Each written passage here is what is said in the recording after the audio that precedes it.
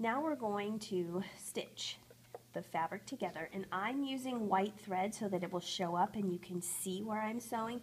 You really should use a fabric or a thread that sort of matches your fabric.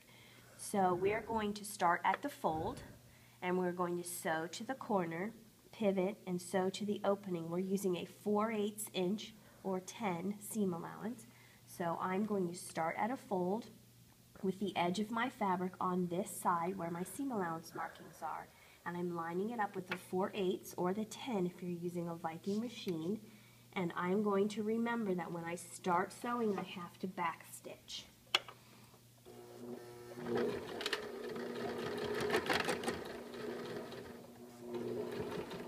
And before I get to my pin, I'm taking it out, and then I'm moving on.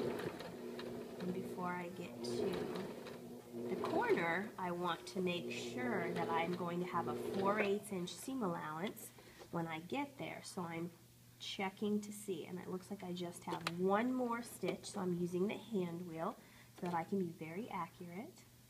And then I'm taking out my pin so that I don't sew over it, putting the presser foot back down, and then I'm coming forward just to this opening, so not very far, and I'm back stitching.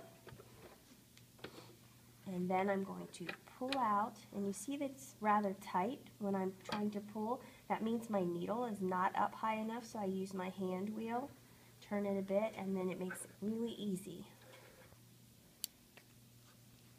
So now I'm clipping my stitches, and I'm getting ready to sew the other side. So I want to start at the fold again.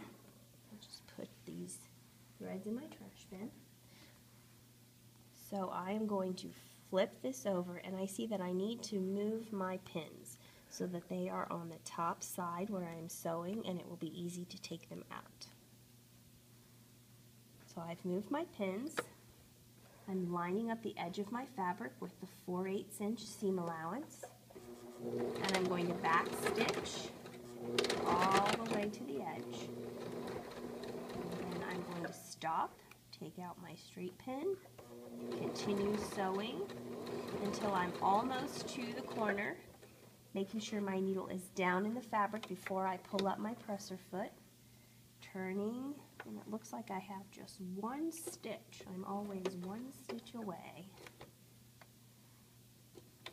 And I'm going to remove this pin because it's very close. And I'm just going to sew to that opening, and remember to back stitch.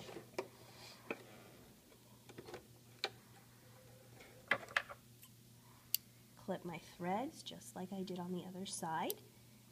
And you can see that my sewing on the machine is complete.